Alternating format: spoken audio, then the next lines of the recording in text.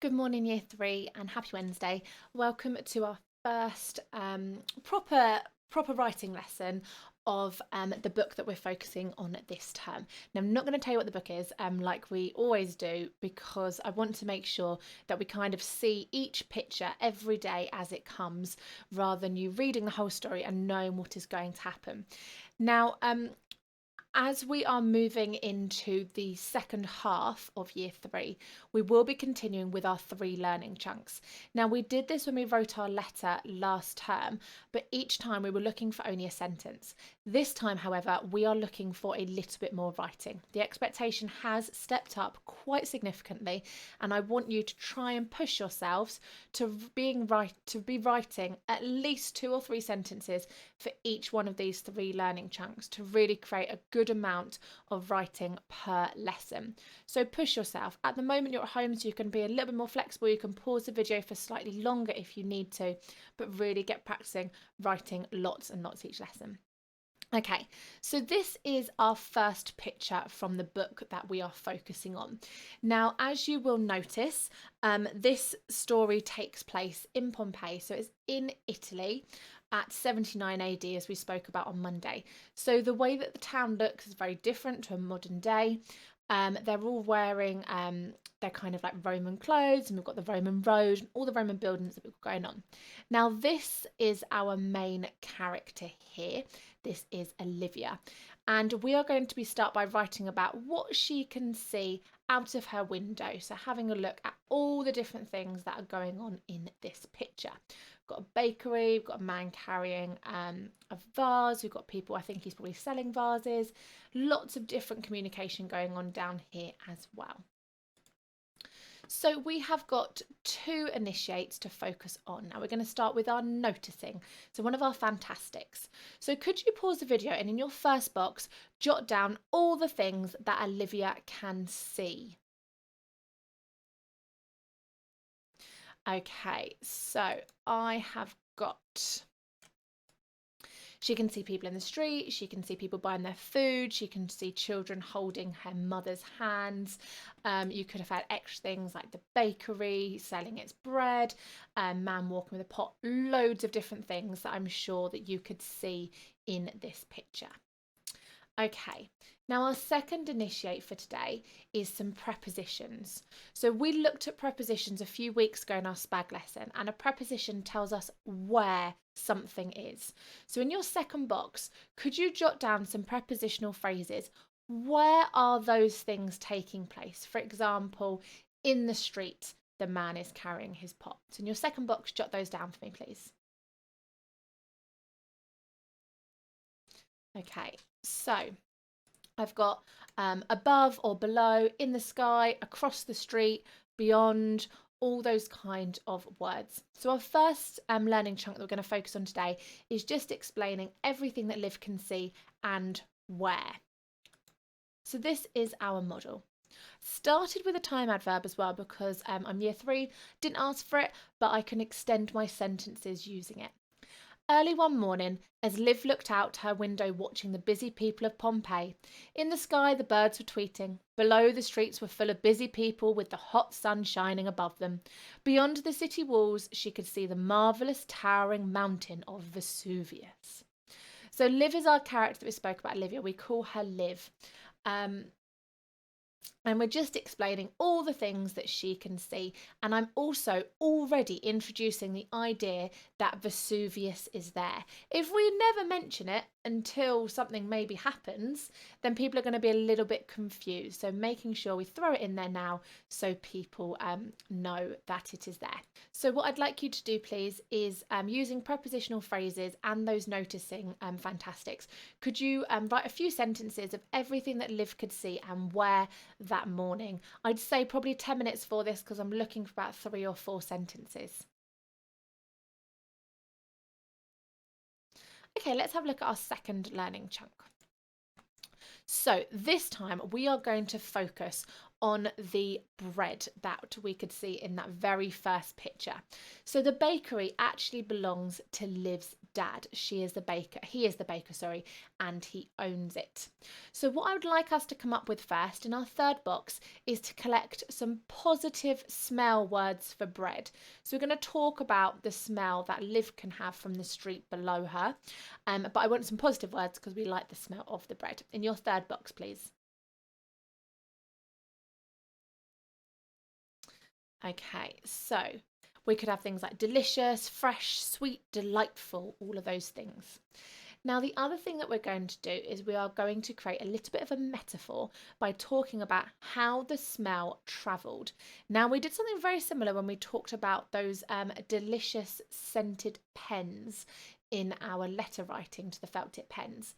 So we could use some of ideas from that from our memory. But how do you think the smell travelled to Liv? Jot that down in your fourth box for me.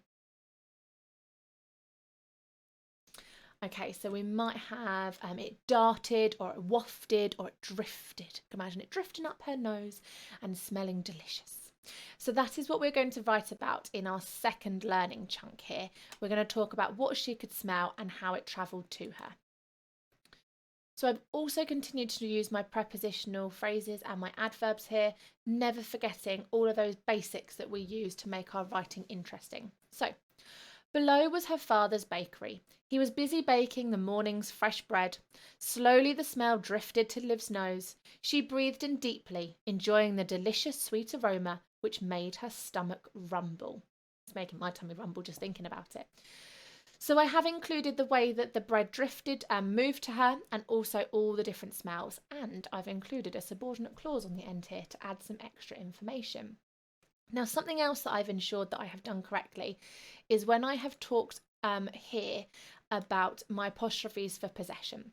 So the bakery belongs to her father. So we need to put an apostrophe and an S.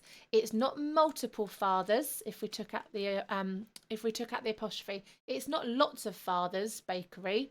It's the bakery that belongs to her father.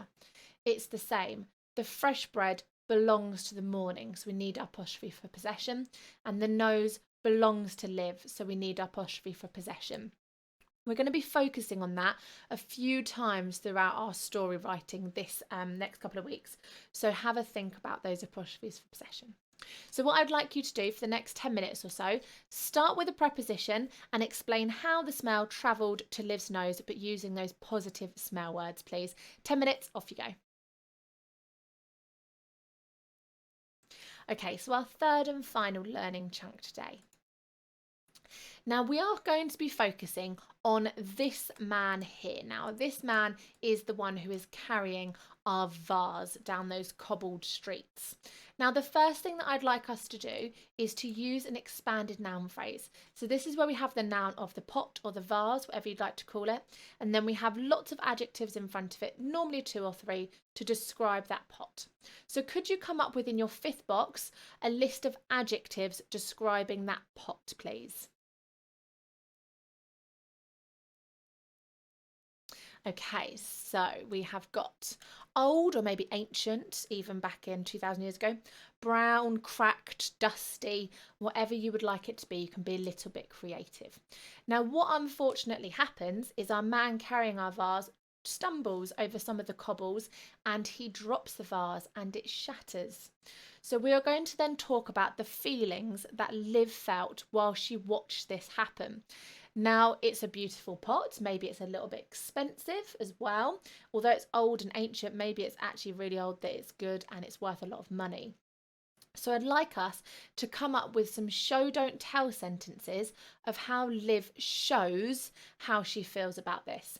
Now, she's not happy that the pot has broken. She's a little bit sad, she's a little bit upset, probably a little bit shocked when it initially happened because she's worried that maybe he would hurt himself when he fell over. So if we focus on that shocked and sad, how could you show me that Liv was sad and shocked without telling me? Jot that down in your sixth and final box, please. Okay, so we might have things like she took a sharp intake of breath, or her stomach flipped, her eyes widened, she raised her hand to her mouth, all of those things to show me that she is shocked that this happened. Okay, so our third learning chunk today, we are going to be writing about describing the pot and then explaining that the man tripped and fell and how Liv felt about it. As carefully as he could, an old man on the street was carrying a large brown vase. Suddenly, the man stumbled, losing his balance. Gripping the pot tightly to try and save it, he fell to the ground. Liv's stomach turned inside out. She took a sharp intake of breath. Such a shame, she thought. A beautiful pot now ruined. Now, I have written quite a lot there and I've added in a lot of detail, but this is the sort of thing that I'd really like you to have a go at doing. Not just writing, a man stumbled, he tripped, the vase broke, Liv was shocked. Really show me that you are capable of this writing now that we're halfway through year 3. Show me all the things that you have learnt. Start with a nice sentence opener. Use your expanded noun phrase. Add a little bit of detail about why he stumbled, maybe. And then tell me, show me, don't tell me, how Liv felt. So give yourself 10 minutes to do that final learning chunk for me, and then come back to me when you've finished your writing for today. Okay, so that was the very first picture and learning chunks that we're going to do for our story. Now we've been introduced to Liv and we've seen the kind of town that she lives in. We're going to meet some other characters as the story goes on and then also find out what happens because we've got Vesuvius in the background and I wonder what might happen if this is taking place in 79 AD. Tune in on Thursday for the next instalment. Bye guys!